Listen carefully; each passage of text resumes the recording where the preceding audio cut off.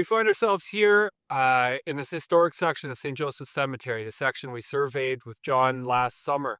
There's 138 gravestones here, all facing east.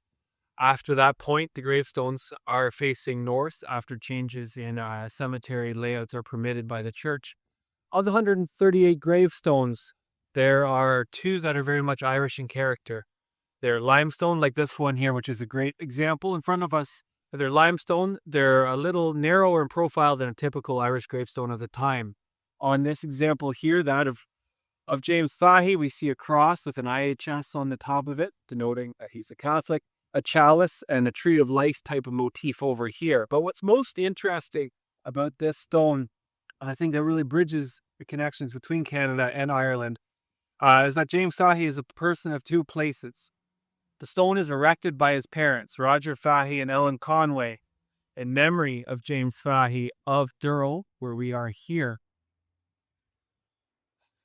Their beloved son, native of Tipperary, Ireland. So in this stone, we see that James Leahy, who died at age 26, he is a person of two places. This is a family who came here as part of chain migration to find people from home to seek refuge during the famine.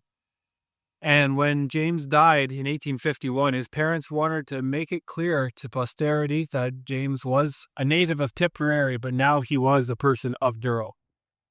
We're in a family cluster here belonging to the Allen family. The Allen family is unique here in Douro. They're still owning the same land that they received in 1825, 200 years on. And this is a cluster of the gravestones of the first generation of Allens who came here. Something that we see in about 40 of the gravestones of the 138 in the old section is reference to an Irish place of origin, whether that's county or a little more rarely parish. These people wanted those who follow them to know where it was they came from. And we see several Irish parishes in North Cork and into Limerick as well referenced. So we see here, erected by Patrick Sullivan, memory of his wife, Bridget Allen, a native of Mitchelstown. North Cork, we see that carved in stone there. And there is, of course, throughout the cemetery, a variation in spellings. You see Mitchelstown spelled 2 or 3 different ways on 7 stones it appears on. And the Allen family here is 3 stones in a row. Their name is spelled as the last syllable E-N, I-N, and A-N on these 3 stones of immediate family members.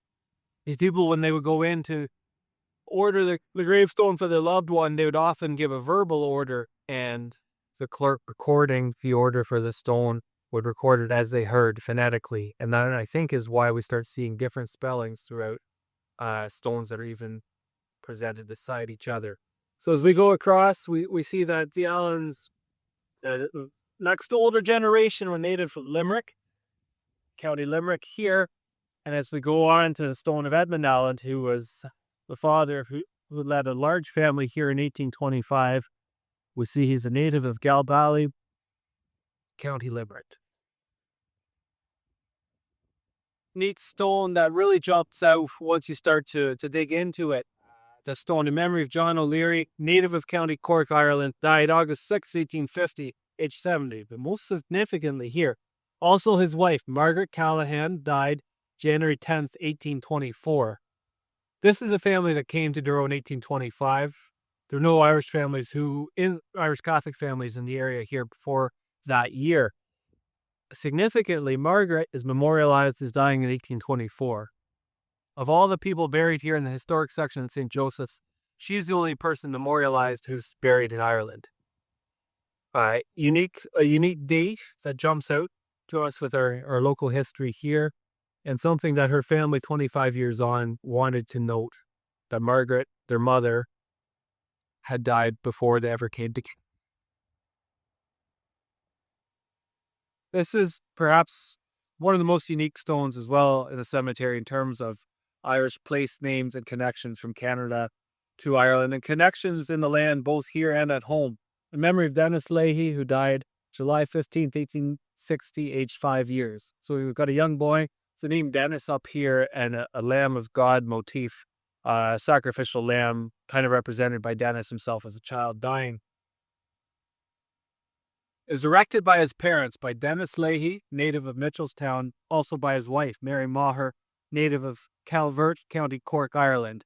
when we work with this, we realize Calvert spelt like this is Kilworth, as we'd say today. And if we go back into the records, we see Dennis and Mary. They were from neighboring townlands. They were in different parishes, but Dennis was in the townland of Croquevaux at the very southeastern tip of Mitchelstown Parish. Mary Mulher there at Ballinvolher, up on the Kilworth Mountain, close to the border with the Mitchelstown Parish. So these were neighbors at home in Ireland. And they left. Dennis came to Canada in 1825, and they settled on a farm, Session 6, Lot 10. And Mary, they came 6 years later, evidence of chain migration. They settled further down in the 5th concession, about 5 kilometers away from Dennis, much like they were at home. So they married, and they built up a number of farms here. They built up a business, politics. They're engaged in many aspects of that. Dennis, we know, was literate. Mary was highly literate, and she was a driving force behind their family's success. We see a change in style. Dennis dies here, the stone beside it. This is we see evidence of American style, a rounded top, a marble stone, with some degree of whether a shamrock or a clover motif in here. A names change, spellings change.